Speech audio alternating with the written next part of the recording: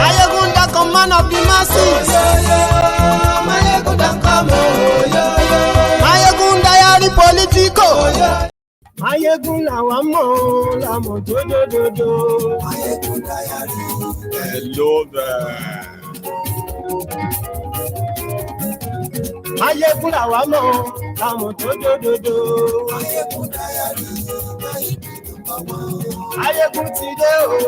Yeah, good morning to you, good afternoon to you, and good evening to you from wherever you are watching from. This is Mayegun Live.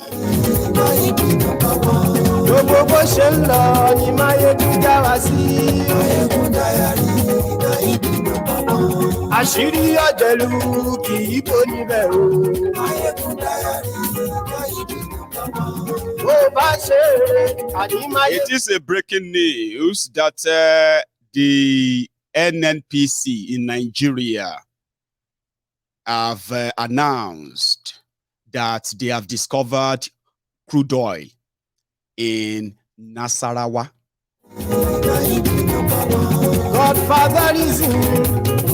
About 2 months ago, they were celebrating the discovery of crude oil in Gombe and Bauchi.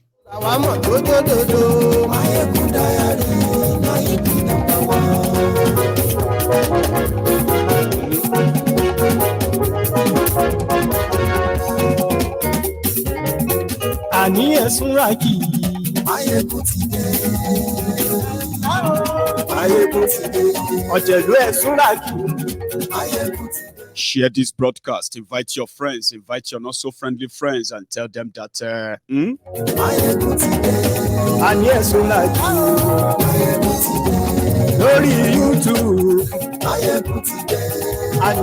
I have been away for 48 hours, fair enough, but I can always catch you up on what is going on. And that's exactly what we're going to do tonight. Indeed, after this NNPC crude oil discovery, there is more. Thank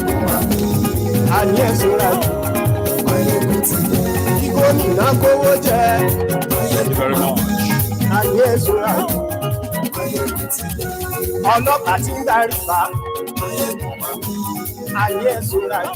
Do you believe that they actually discovered crude oil in these places?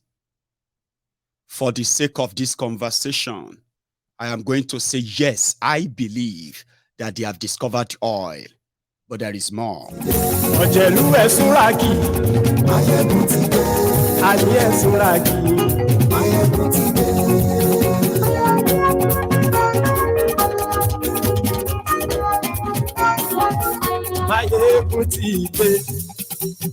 Thank you very much. Good evening to you once again. Good afternoon to you. And then good morning to you from wherever you are watching from. This is Mayegun, your Mayegun Live.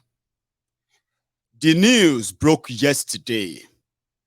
Now let's take 1, 2, 3 steps back a little bit so that this can make a little bit of meaning to you.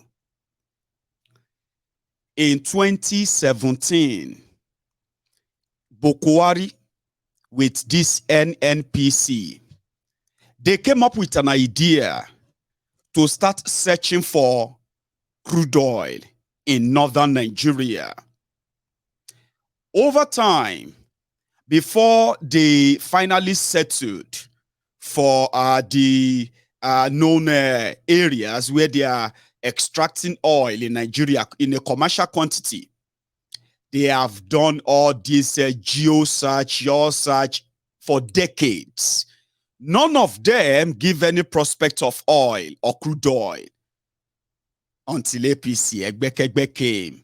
Of course, they had enough money and they had time to really concentrate on this, and it all started in 2017. In fact, the rumor started in 2015.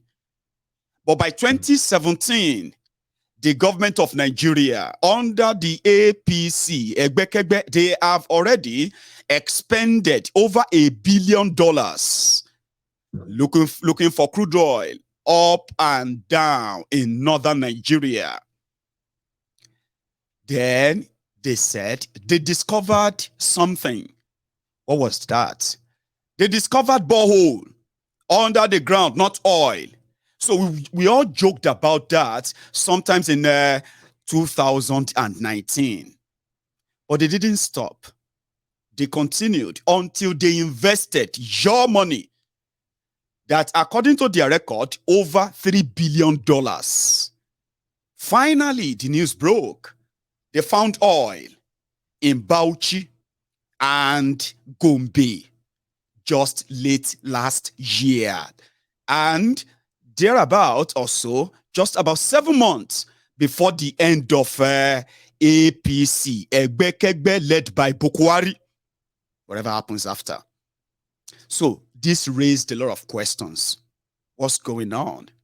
Remember, under this same APC, Egbekegbe, they decided to bury all of your refineries.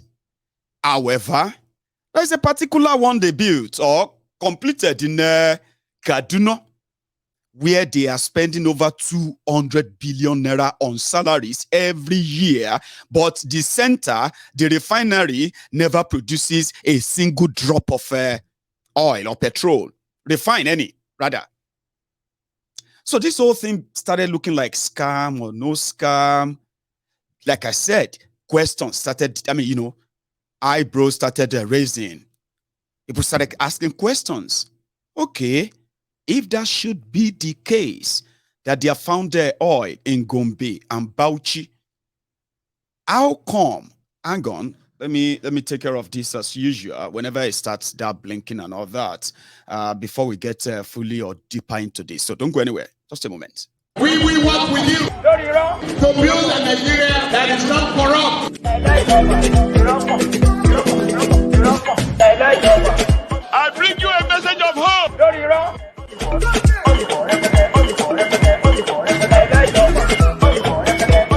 We are going to spend a lot of resources on education. We will work with you to build a Nigeria that is not corrupt. I bring you a message of hope.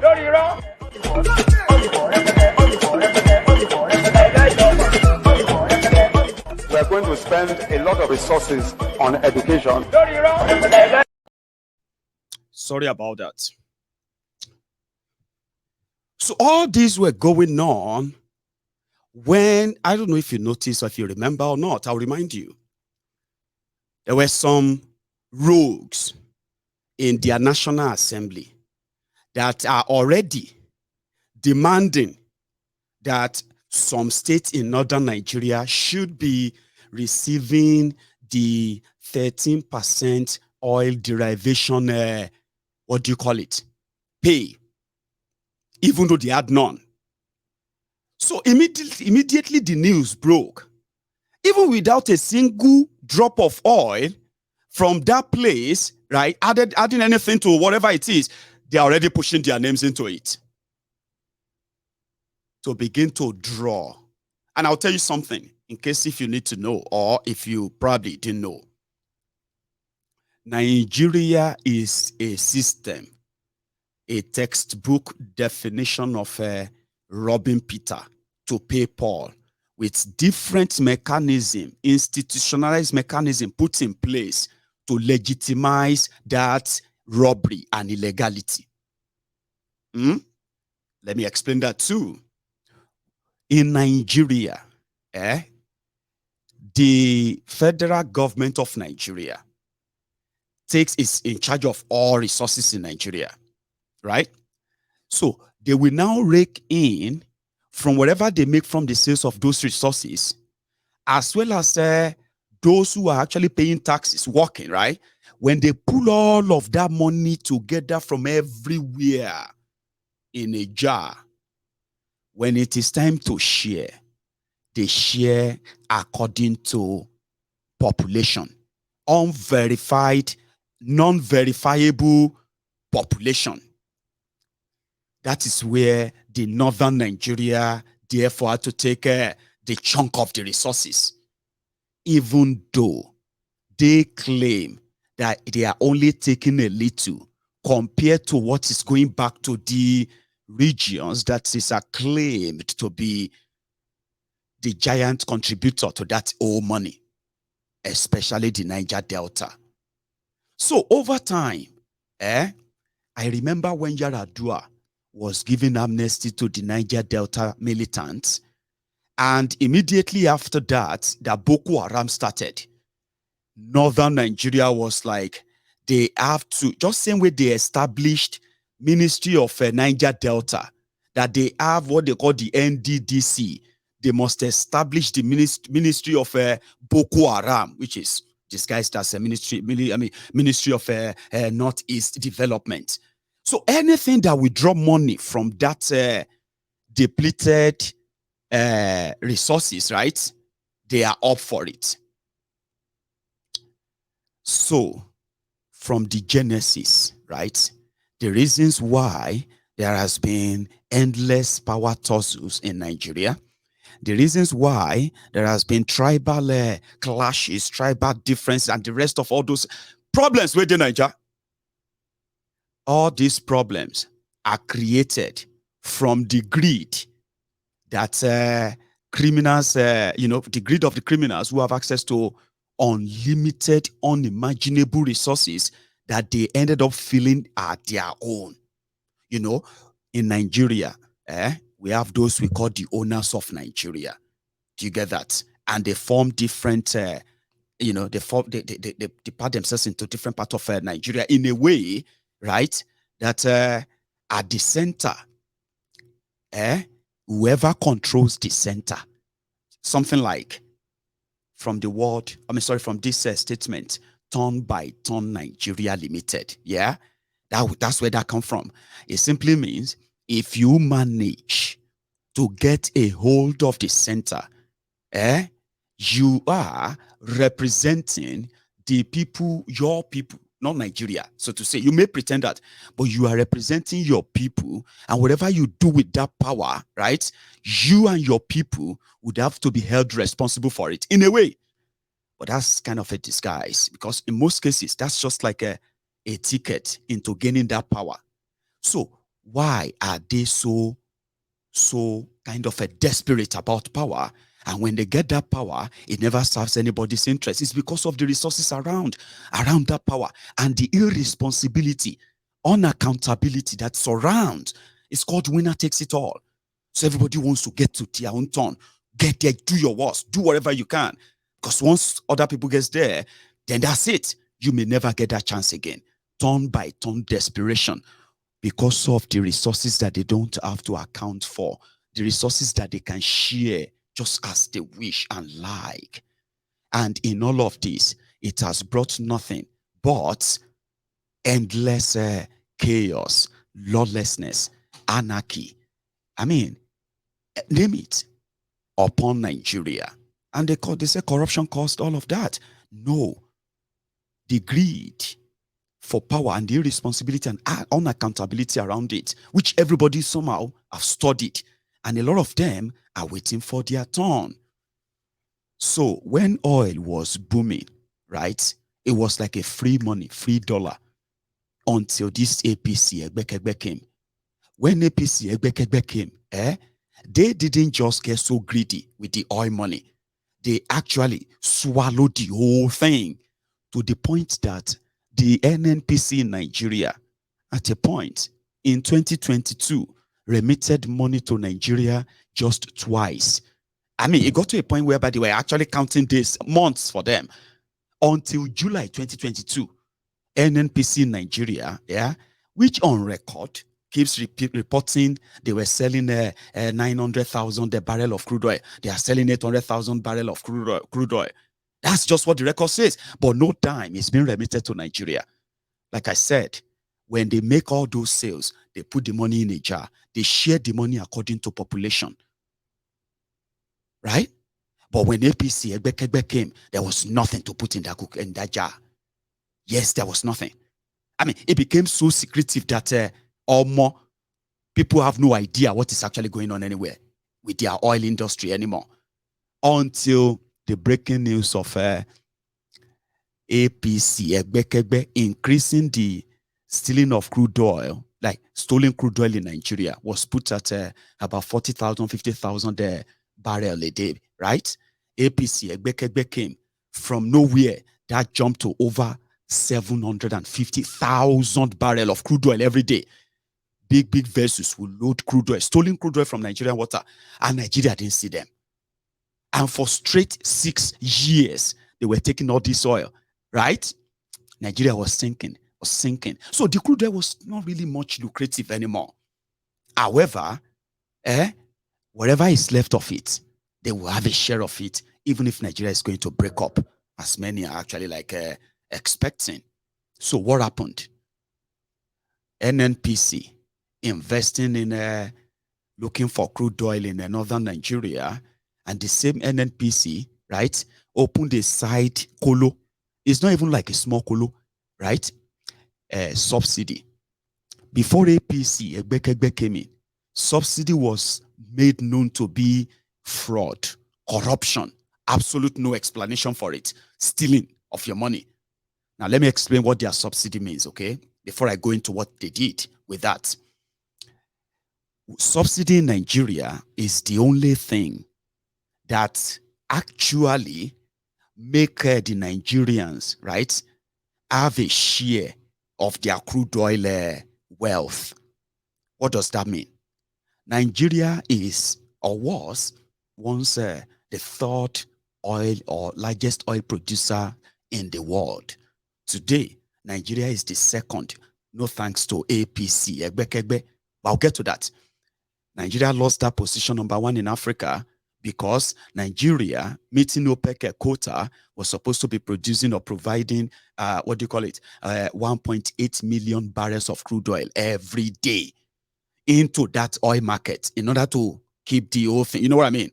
But under APC, Egbekegbe, who came in and they met the production of Nigeria oil at 1.92 million barrel every day, right? And the loss to those who are stealing crude oil in Nigeria at between 40 and 50,000 barrels, right? APC, Egbekegbe came in. That production line dropped.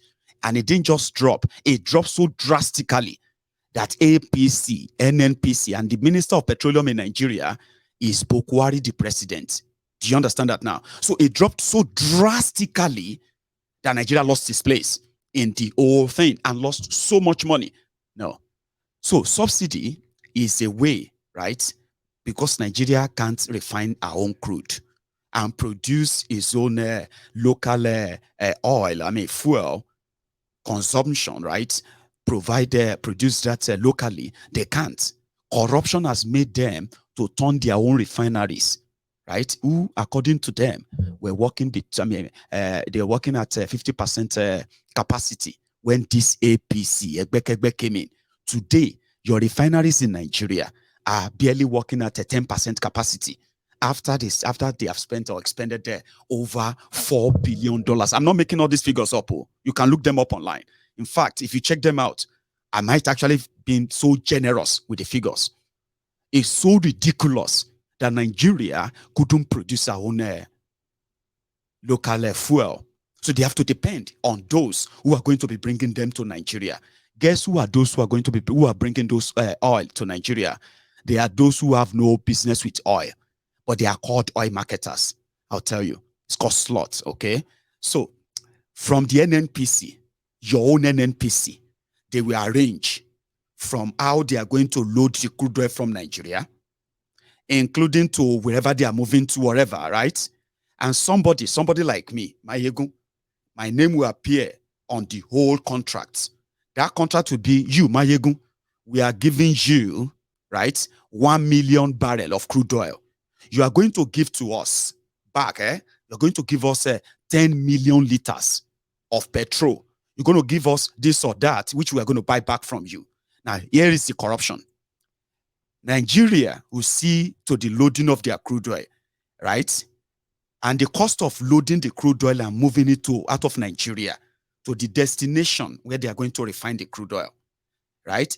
The cost of moving, then the cost of refining it there, Then the cost of moving it back to Nigeria, which they now call landing cost, the deeper corruption. So they will now factor all this cost into what they will sell the 10 liters of that petrol they are bringing back. Now, if they feel like the whole thing will make them sell 1 liter of petrol to you at 500 naira per liter, remember the corruption that gave birth to it. Oh, remember those who opened the window of that business. Oh, the same government, your government. So now they will now start negotiating and say, okay, you know what? We don't want you to sell at 500 naira per liter to our people. What we're going to do is that we will pay for 400 naira per liter. So out of 10 million liters that you are bringing over, right? So it simply means the government of Nigeria, right, will pay they will pay 400 naira per each liter, right? Whatever the number will be, please help me. Now you would have to pay just 100 naira. So when that petrol now gets in, yeah, that's when the petrol will now be shared to all your petrol stations and they will be able to load them. Okay? Now let me now tell you what they have done. Under APC, they said they have downgraded the downstream. They have reformed the downstream and upstream sectors of petroleum in Nigeria. Fraud, which means governments have no business or should not have any business in petrol business or what have you anymore. But it's a lie. You know what they have done? They now open small kolo. Despite opening the whole country, not just terrorists they brought in, they brought in those who are like oil thieves, and they gave them breathing and operational space for years before they started pretending to be finding them out last year, right? Now, what they have done in this case, right, is that as much as those people are stealing your crude oil on the side, your production has been cut more than half, right?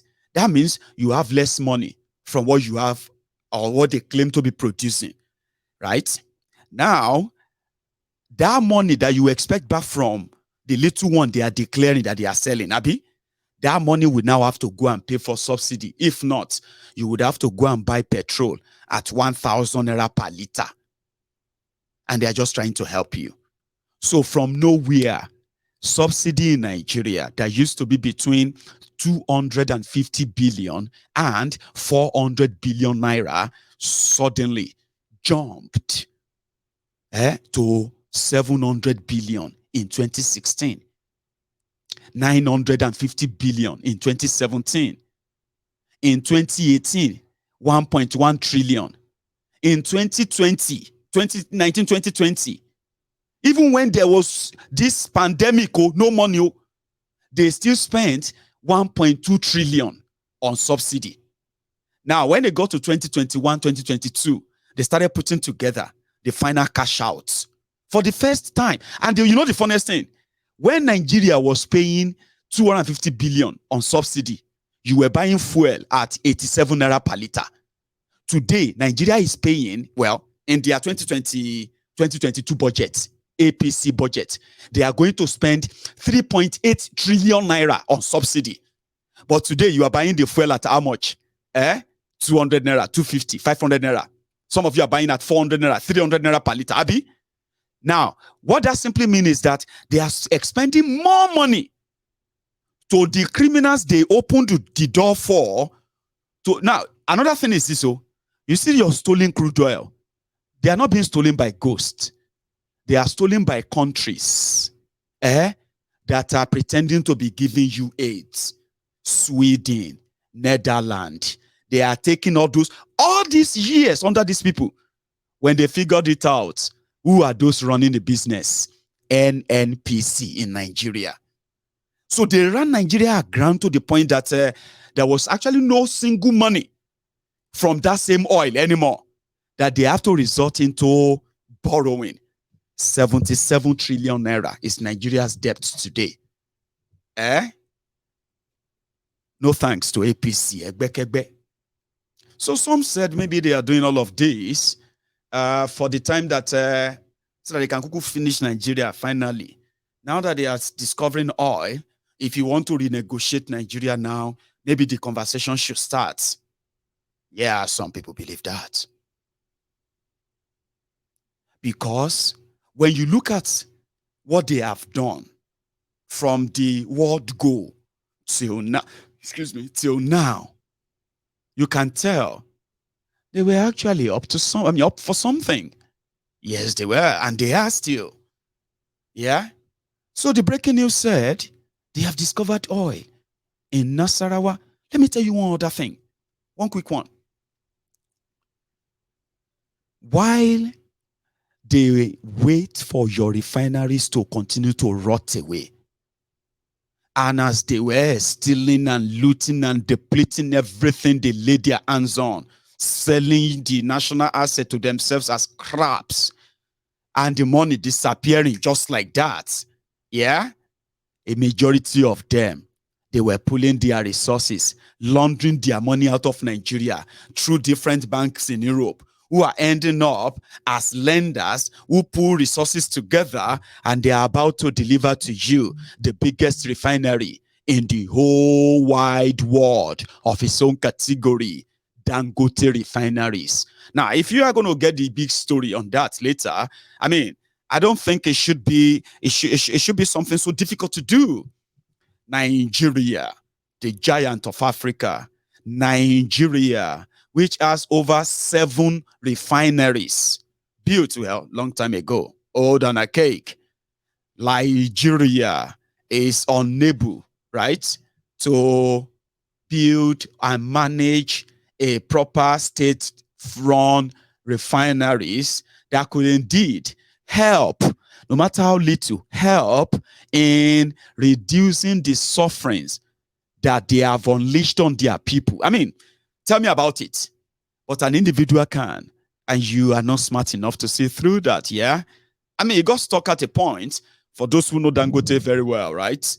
A quota system billionaire. Under APC, Egbekegbe, his dream of building a refinery, which he has been like scribbling around from 2013 for the first time in his own business life. They gave him the unhindered, unchecked access to the Nigeria Central Bank. Ask Emefiele as those who stand surety and guarantor for Dangote. But fear. You have what you have in Nigeria, right? Pretentious socialism is actually what we call chronic capitalism. You know that, Abi? Now, if they all put their resources and put it behind Dangote, and he's going to deliver to you the biggest refineries ever, and he's going to also, according to them, he is going to create 130,000 direct jobs and 300,000 indirect job, and he is also going to help you and Nigeria to stabilize your naira by buying your crude oil in naira.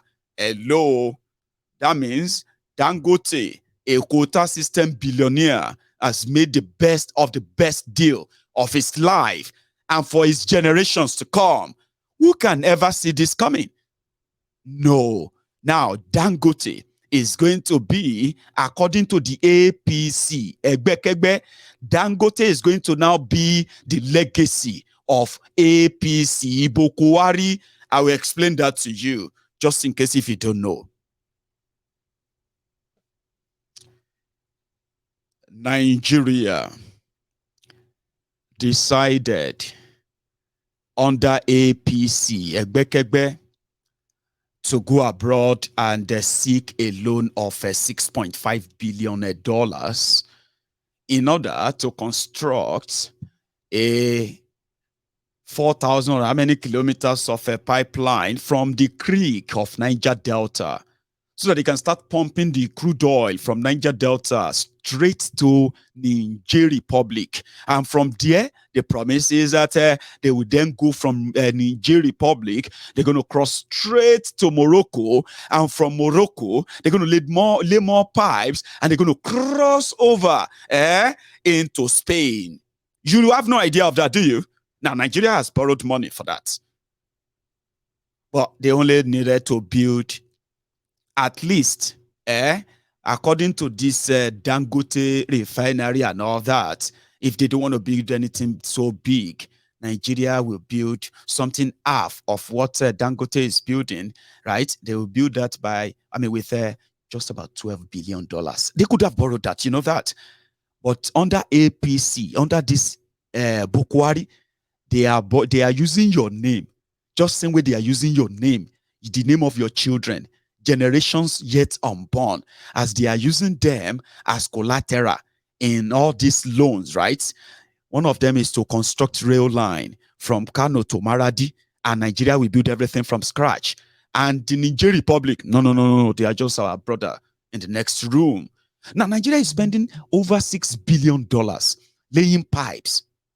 Now, the other deal is that now, Dangote, don't be surprised that when they were talking about round tripping in the Central Bank of Nigeria, one big evil thing that Emefiole did to destroy your naira, destroy some of your businesses, destroy some of your jobs, make many of you jobless today. Round tripping, okay?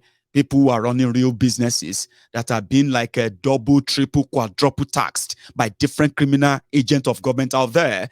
Those who are running businesses, right? They had to like cough out humongous amount of money in exchange for forex. But you see that Abu Suduki, who is a Meshai somewhere in Kano, but he's now a relative of one of the jihadists ruling Nigeria. They've given him a slot of central bank round-tripping dollars. Now, that Suduki will now be the one selling the dollars at whatever price he wants after receiving the same dollar at the ridiculous exchange rate in the hand of the Central Bank of Nigeria. They did this for 2 straight years. Nigeria naira never recovered from them. Dangote has been enjoying the same thing, God knows for how long. I mean, talk about the monopoly, talk about the crony capitalism. He is the only person that have access to and fro, open and close of Nigeria border. Yes, he's the only person. If you try it, you are a smuggler. He could bring anything in, grains, rice, whatever. They rely on him and Boa. These are the privileges of when your man hold power. That's it. That is the desperation. That is what majority of other people wanted with Nigeria. And that's what we are trying to say. You can stop killing yourself because of all of this and let everybody just handle their own affair. And you realize that it's not worth it. Right? So Dangote has been enjoying this same dollar, the parity, whatever. If they're exchanging dollar for 100 naira out there, they're not going to give it to Dangote for 100 naira. Everybody knows that. If they're exchanging it for 500 naira out there, they're never going to give it to him like that. You know that. A lot of businessmen and women out there, they know that. He enjoys that. That's why we call him quota system billionaire. They may tell you he's the big, richest black man. Richest, no, we know it's the quota system. He is holding forth for the crooked criminals who have destroyed and looted Nigeria. Do I have evidence? Of course. Ask the real, what do you call it? Ask the real people who actually knows them to tell them to open their books. Yeah, let them open their books. Let's know their investors. Let's see where every penny is coming from. Then probably you have an idea what it means to be a Dangote in Nigeria, of that Nigeria. Anyway, he's been enjoying it for a very long time. But would you be surprised that if they are selling a barrel of crude oil this is where another big scam that you probably won't understand, or you will never really understand until they start acting up, okay? Nigeria can't build or run a successful oil industry, refineries and all that because of corruption, Abi. Now, Dangote is building one. But they have to make sure that they set the stage for him, Abi. So if you wake up tomorrow and they say a barrel of crude oil is $100, they may tell you that Dangote is being supplied the crude oil at 100 naira. You know, $100 normally should be how much? About 600 to 700 naira, Abi? Abi? No, what am I saying? To $1, 700. That should be somewhere around the 70,000 naira. Abi? $100 per barrel. But imagine where they are telling you that they are going to be supplying him. Now, here is it all. Currently, Nigeria is producing about 900 or 1 million barrel of crude oil every day. Okay? Now, out of that, they are going to be allocating 650,000 barrels of crude oil to Dangote every day, which simply means Dangote will be taking about 70% of the Nigeria crude oil at the Naira exchange rates. Listen to me. Currently, you are buying petrol at 400 naira, 270 naira, 300 naira, whatever price you are buying it right now.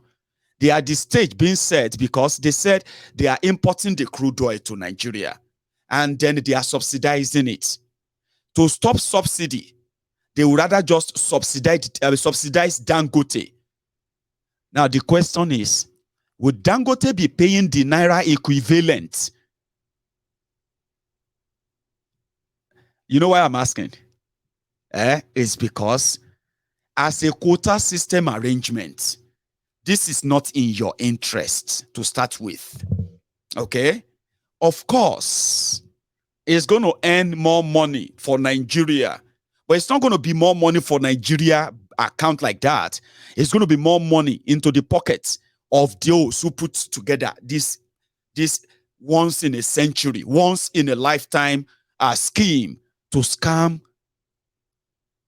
a whole nation. Anyway, so what will happen is this. If you wake up tomorrow and they say a barrel of crude oil is being sold to Dangote for 100 naira or 1,000 naira, what are you going to do when you still go out there and you'd expect that now that you have the oil and it's going to be supplying you, and listen to this. The reason why they say subsidy, subsidy multiplied or quadrupled to what it is today.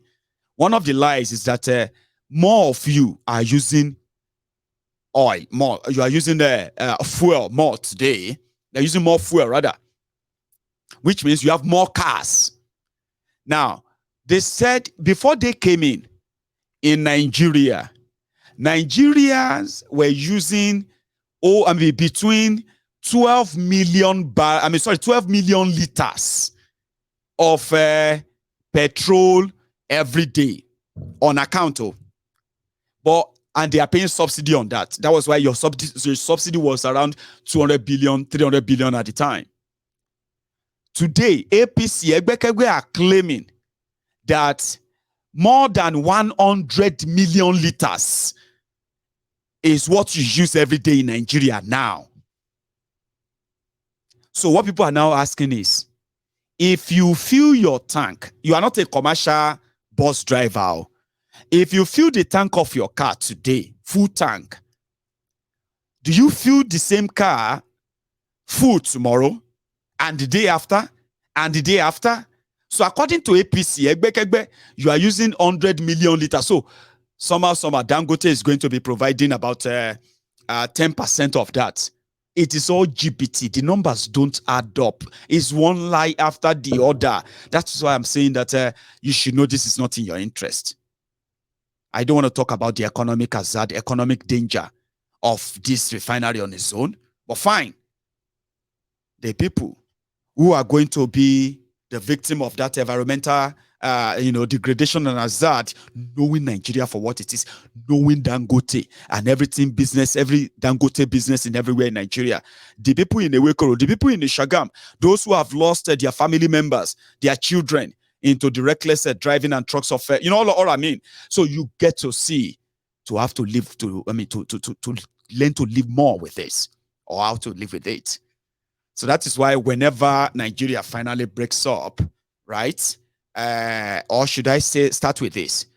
The reasons why the breaking up of Nigeria is going to become more and more expensive is because you see these guys, the way they have shared the entire place, not to your own advantage, but to themselves, right?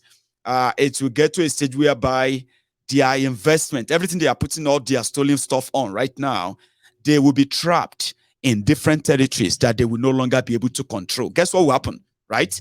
Then they would have to learn how to do things legally when those territories are no longer in their control. They will eventually lose them.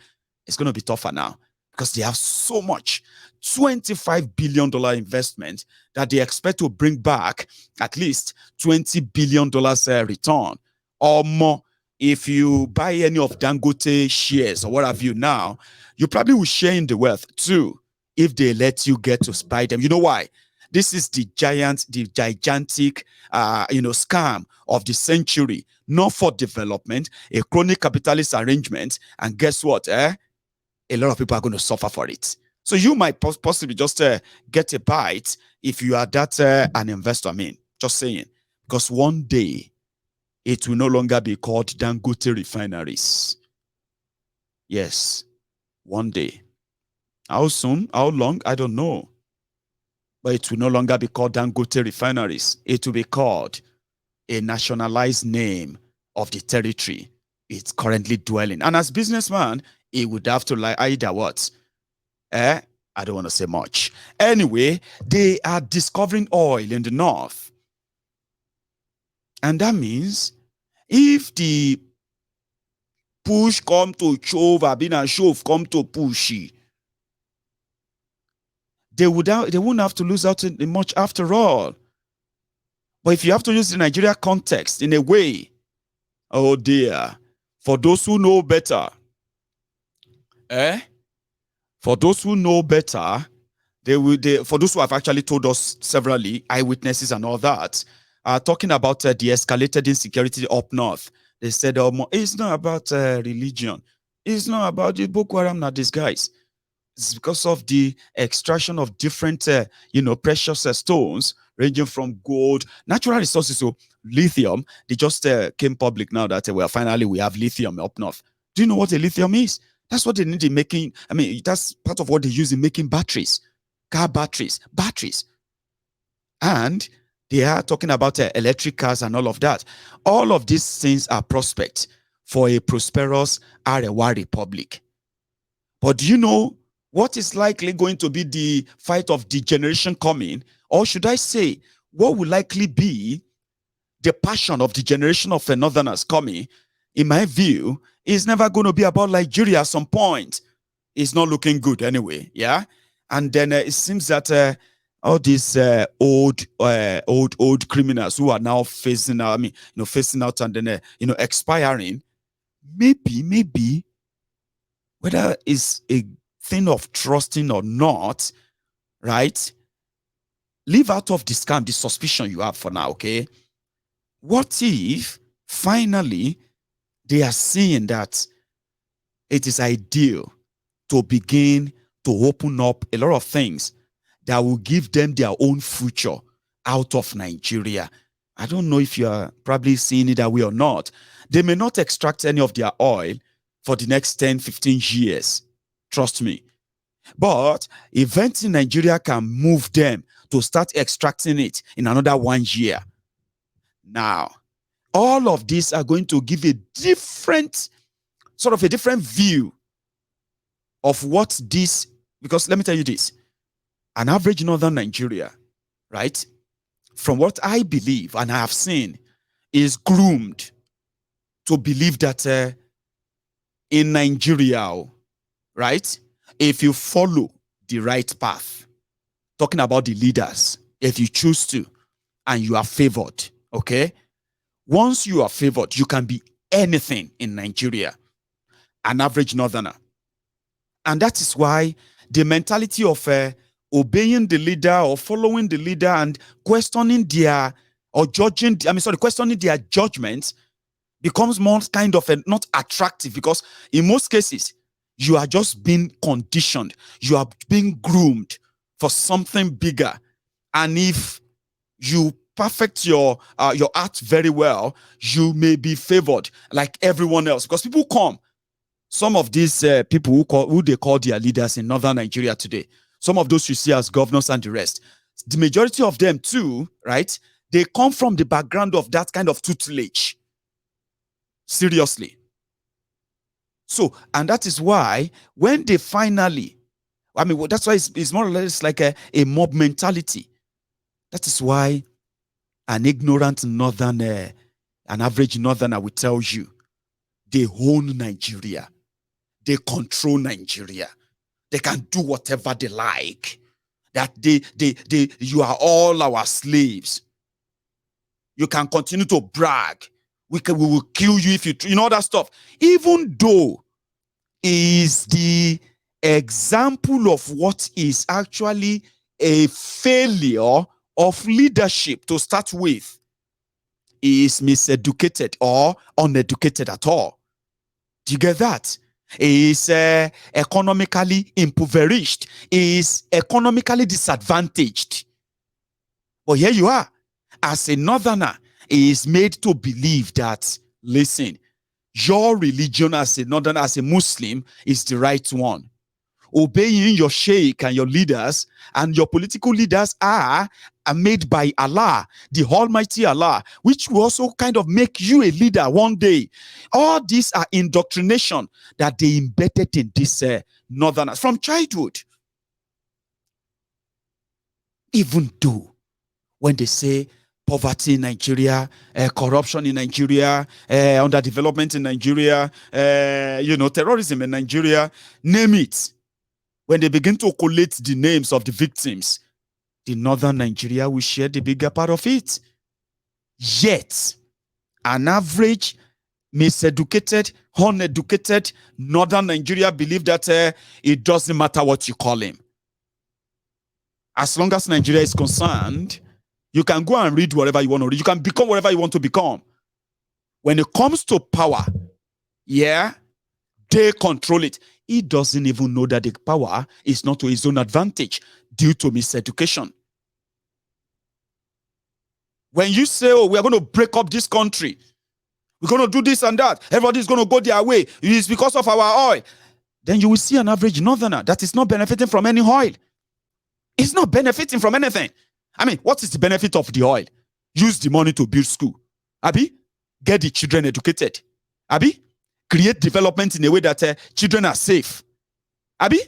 Young people who have opportunities to explore their different God-given talent in order to make contribution to the society. Is that not what you use the oil proceed for? Development, opportunities. That average northerner that is not benefiting from anything is bragging because his leaders are controlling the oil, and he is happy because one day he is likely going to be opportuned to be that leader controlling that oil too, because mentally he's made to believe the oil belongs to him. So now that their leaders are declaring oil here, then that means some generation are going to rise up and they are not going to be seeing the oil elsewhere, because when you say the oil in Nigeria belongs to us, and now they are seeing what the oil, or what they are using the oil for, right there, right before their faces there, right before their eyes. They're not going to be like the old untrained ones that are forming Boko Haram all over the social media today, bragging on empty stomachs. Impoverished, uneducated, miseducated. No opportunity. But as a northerner, they made him believe that he's going to be, you know what I mean? No matter how a southerner is educated, a northerner will continue to rule them. That is the mentality of an average northerner that is not benefiting from anything power. Do you get what I'm trying to say here? Or you don't? Don't worry, you get it. I just believe that here, I mean, either these people who kept Nigeria underdeveloped, those who kept Nigeria in this way, forced together, despite our so many obvious differences. They said one Nigeria, but it is absolutely nothing one about Nigeria. It is just dog eat dog. The elite are united, but the Nigerians, they are victims. Dagger down. Maybe, just maybe, they are feeling like they don't want to die. Taking away the truth. The truth is that Nigeria was not meant to be together, my brother. I know how much we're born into this. We're made to believe that we are one country, but we are not. Listen, we are not. We are supposed to be brothers, right? With boundaries. And that is why the people who actually stood up and fought for independence of Nigeria, right? When they did their homework very well, they did not ask for one Nigeria. Listen to me. They didn't go into it as one. They went into that arrangement as partners. 3 parts. The North, the West, the East, which actually makes the South. And when they went into that alliance, it was an independent alliance. Rule yourself according to how you feel. Sharia, great, go for it. What else? Just do what you think is right for your people. Everything that raises and then keeps the value of your people. That was the arrangement too. All this arise to call patriot, Nigeria call Lobe. All those things are the makings of the people who knew then that it was just for the personal gain. Look at us today. Look around you. Look at their election. Look at all that is going on. We are one country, Mayegun. Don't try to divide. I am not. I love it. You see, one of the first sign of possible recovery, where I know, is that people first live in denial. Hang on.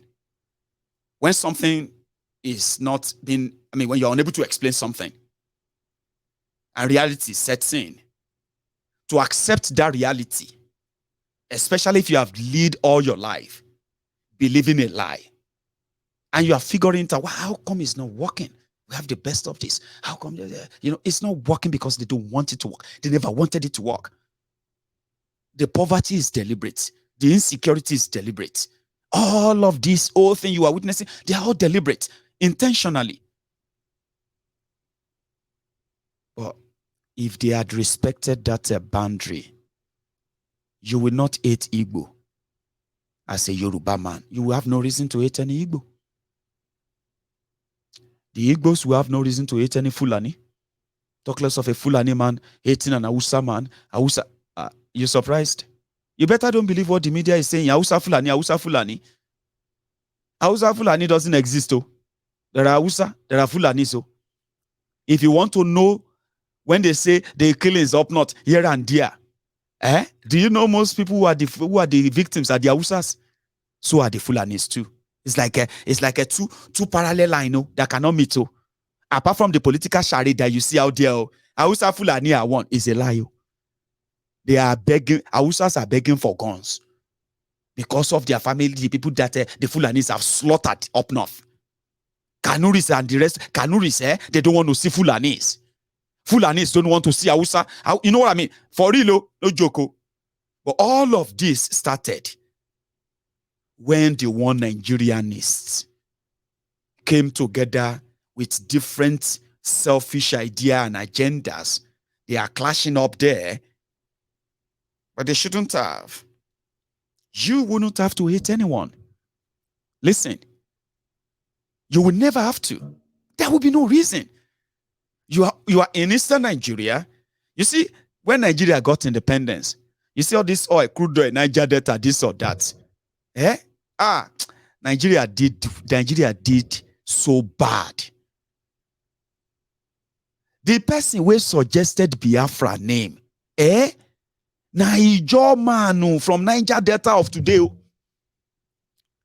When they were talking about the government of Eastern Nigeria, you have the Ijo, Ishekiri, Ibibios, the Igbos, the the Anangi, all the other ethnic nationalities from the Eastern Nigeria.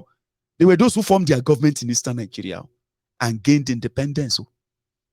There was nothing like we hate you, you know what I mean? But Nigeria did what Nigeria does best. Keep you divided. Hate on yourselves. Bury your history.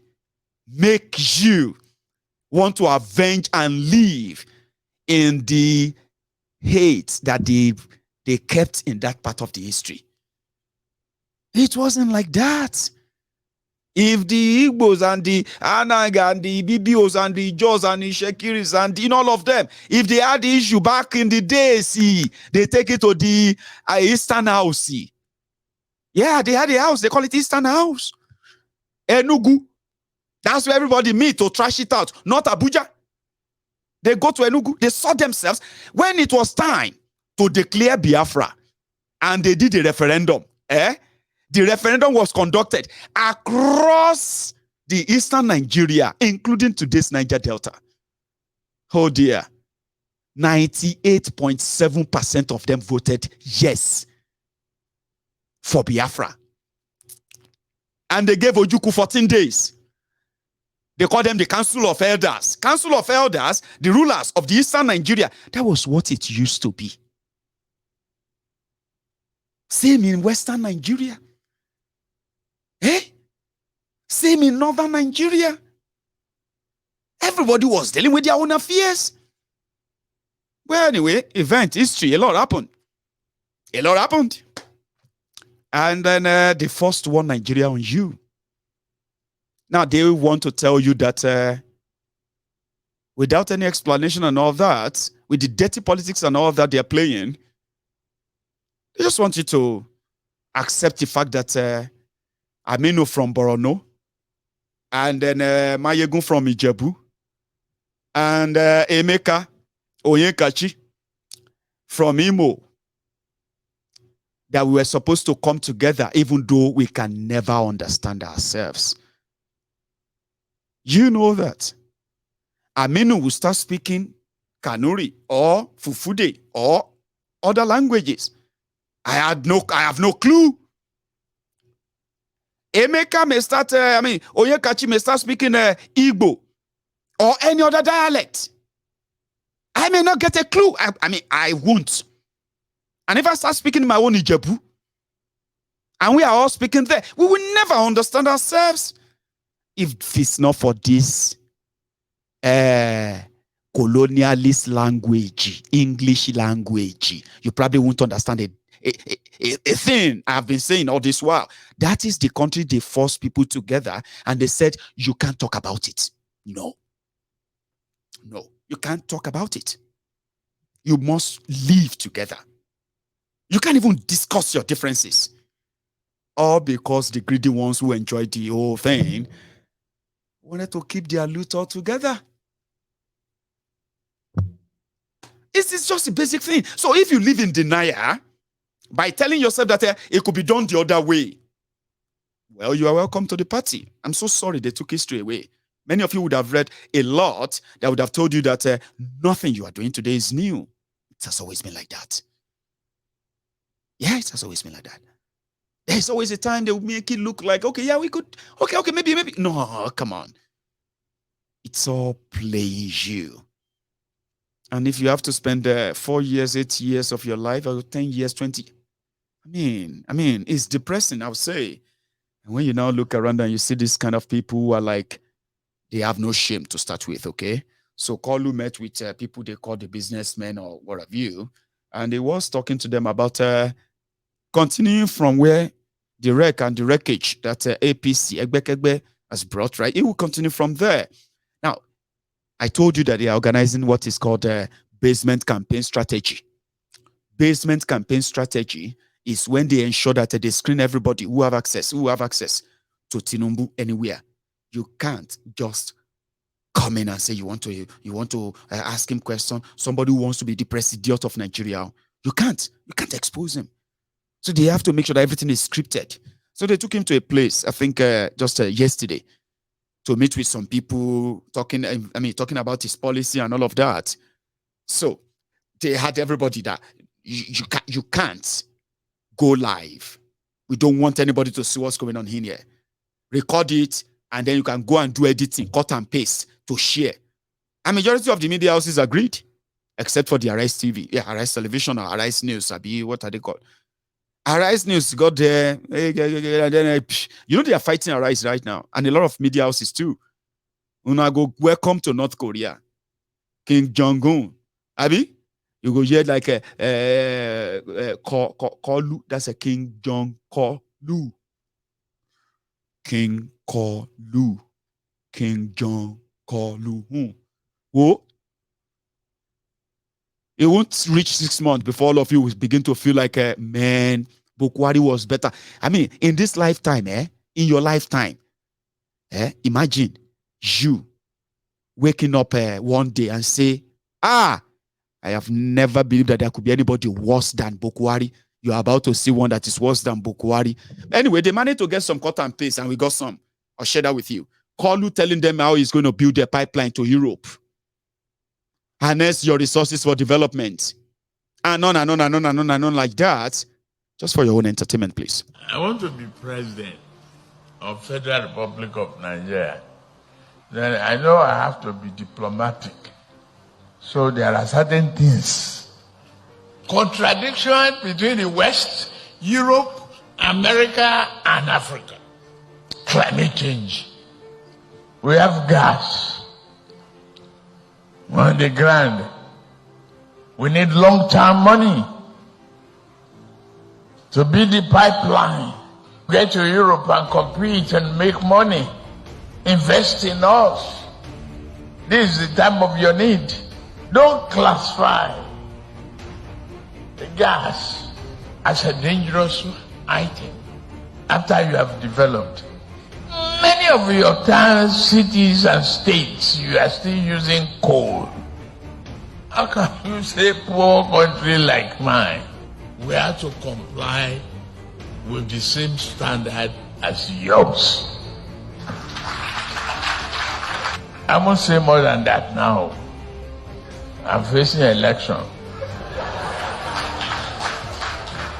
To Yorubas, Bami.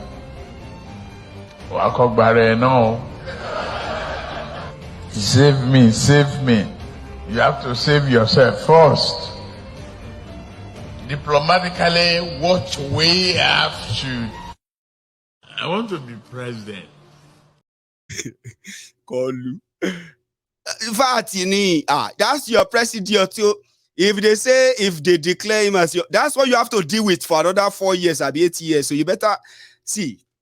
Me as I am, I am always prepared for the worst to happen. I don't always wish like, okay, yeah, I wish my wish come this. But what if your wish doesn't come to wish, Call you and Kotema deal peluni. When it gets to United Nations, it will just probably be like, leave this thing. Russia, you get? I don't care what you say.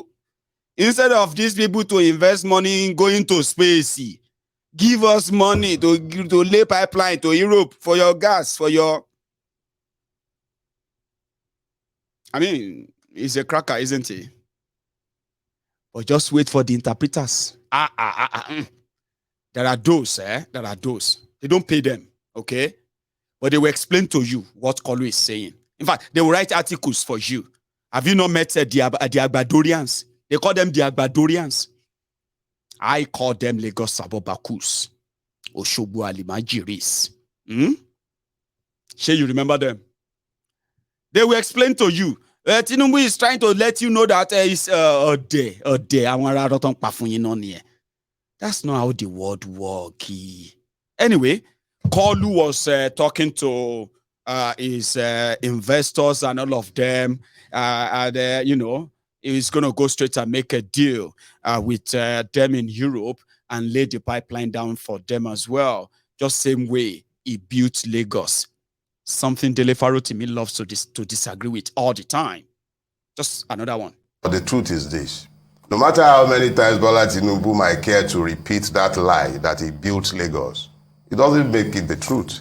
The reality on the ground is that the man built a Lagos where there is no hospital fit for him to use. He has built a Lagos where I doubt there is anybody in this building who sends their children to a school that he has built.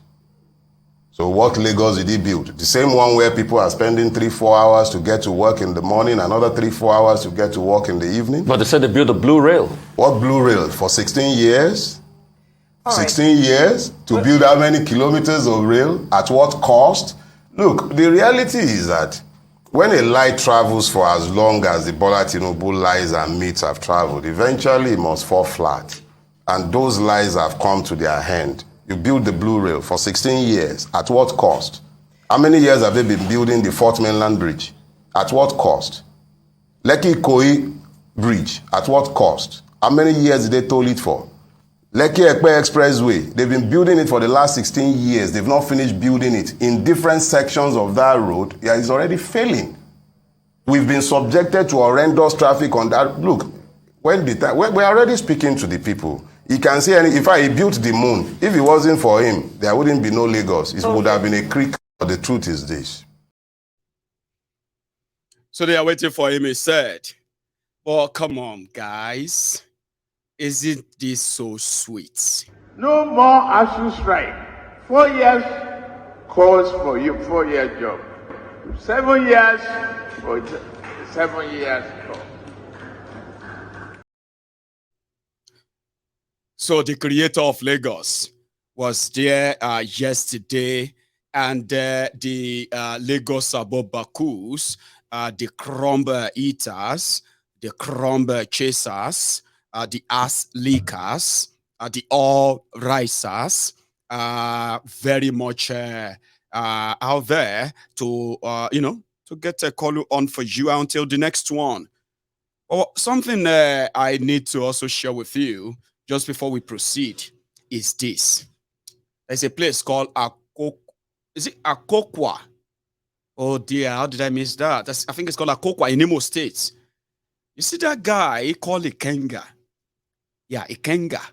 The guy that is always giving press releases about how INEC is planning to rig the 2023 election and all that. You remember that guy, Ikenga? Okay, if you don't know him, okay, I'll tell you a bit. There is a group called COP. Now, I have forgotten the full meaning of COP, but I can try to say PP at the end is political parties. Or maybe the U is union.